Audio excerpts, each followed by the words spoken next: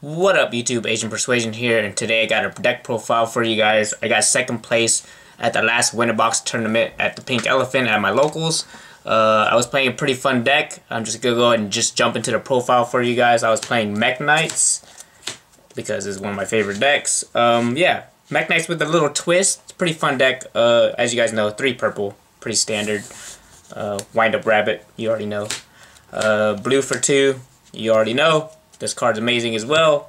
If you guys don't know what he does, when you get the blue for 3, you won the game.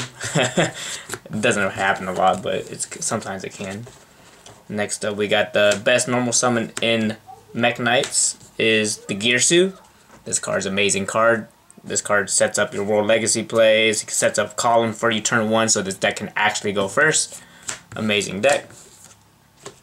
And next up, we got 2 Shifty Boy. We call him Shifty Boy. He's Indigo Eclipse. This guy helps create some more negates for you because his effect just helps you move Mekk-Knights around on the main monster zone. Yeah, card's pretty good, and he's level 8, so he helps make a hard Yugioh. Next up, we got the 1 red and the 1 yellow. You just play these for utility because this can pop face-up monsters in the column or pop spawn back row in the column of yellow. Yeah, this card's pretty. You have to just play these guys for names. You don't want to draw them and start off the game. You want to be searching those.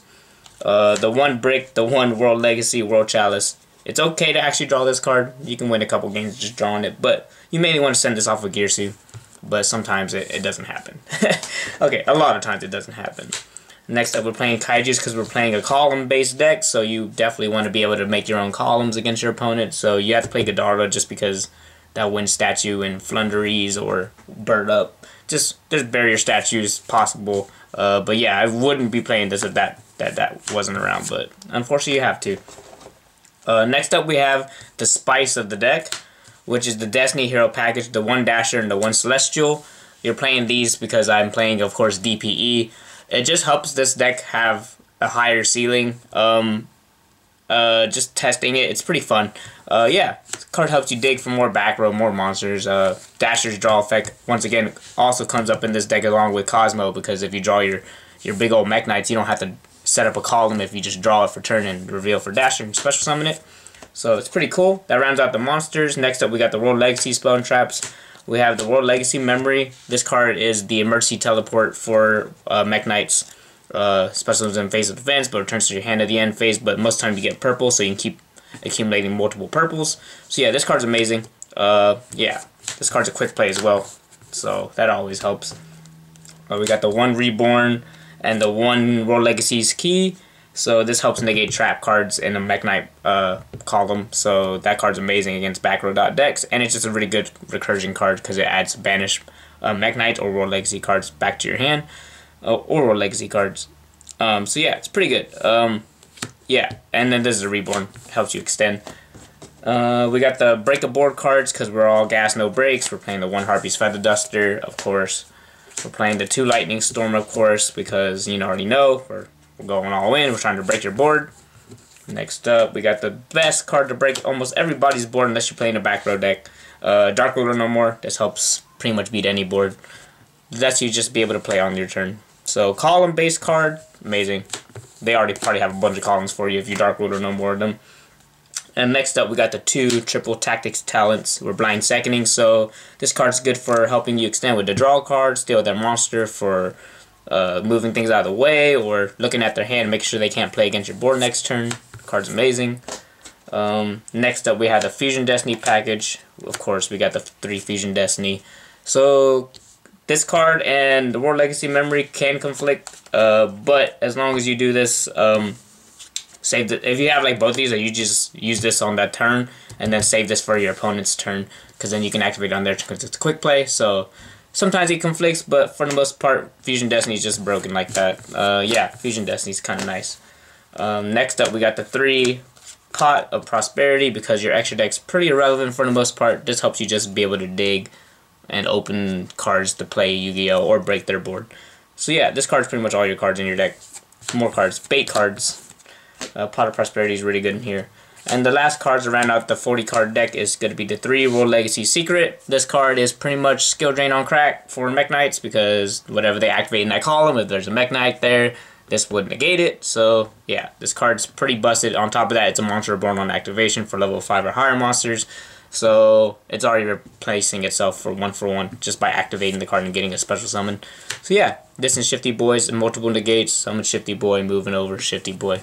See that runs out the main deck, 40 cards. So Mekk-Knight DPE, that's the spice. Nothing crazy. Of course, DPE is just so splashable.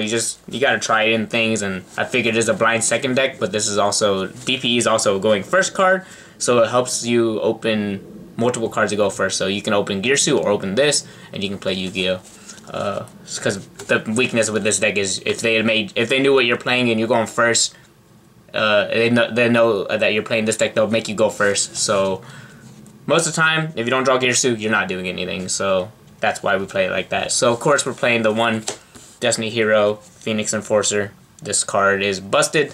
So yeah, you always want to make sure when you're playing Mekk-Knight, so like you'll have your extra monster zones, you always want to place it under the extra monster zone, because you want to be able to make sure you put a Mekk-Knight here so you can have a monster negate still. So you're trying to make a Morning Star here all the time when you have DPE, so that way you still have a negate with the key, whispers, or secrets. So you want to make sure you always summon the guy under an extra monster zone, so that way you can still have the Mekk-Knight plays to negate. So that's just a fast tip. So if you're trying to play this deck, make sure you just don't summon it in the extra monster zone or summon it in the far left or far right, because you're just giving your opponent a column to play Yu-Gi-Oh in, so you don't want to do that. Extra monster zone under either one.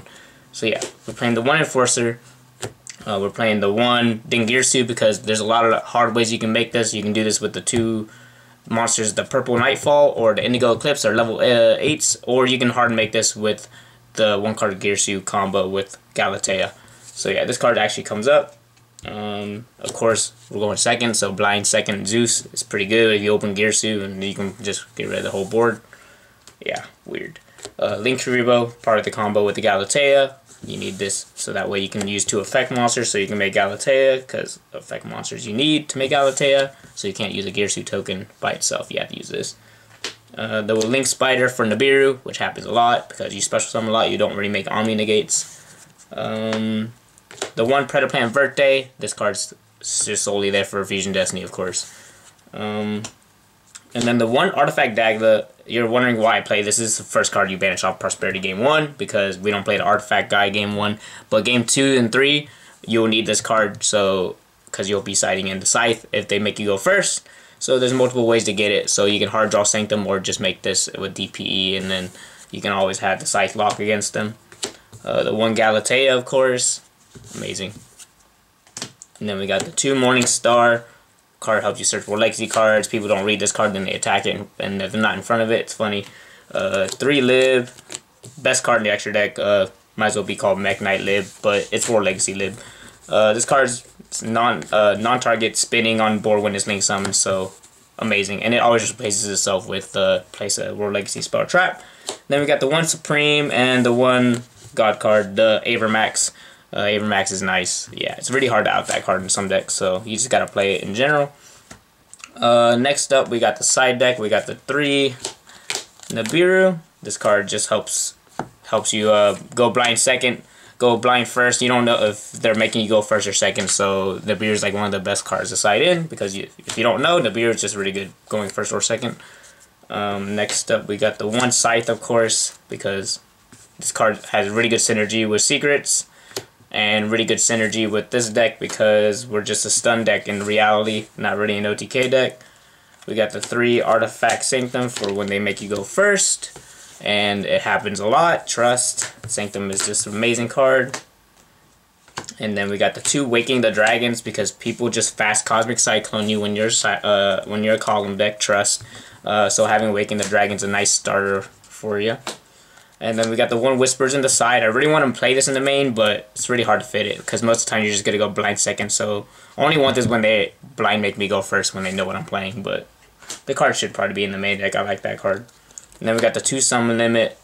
Of course, big monsters. We have bigger monsters for the most part against most decks. So Summon Limit's really good. And then the 3 Solemn Judgments for, you know, controlling the boards, making sure we don't get blown out by things like Evenly Match or side deck cards, whatever. Just good card going first, because they'll most likely always let you go first. when they know what you're playing after you're showing them Mekk-Knights. So yeah, the deck's pretty amazing. Got second place at the Win a Box tournament when my boy Ernest got first place with Sky Striker. But yeah, deck's pretty fun. You guys should try it out. DPE and Mekk-Knight's pretty cool. Yeah, this engine's just so splashable, it's crazy. So yeah, let me know what you guys think down below of Mekk-Knight DPE, and that's pretty much about it. We're signing out with that. Peace.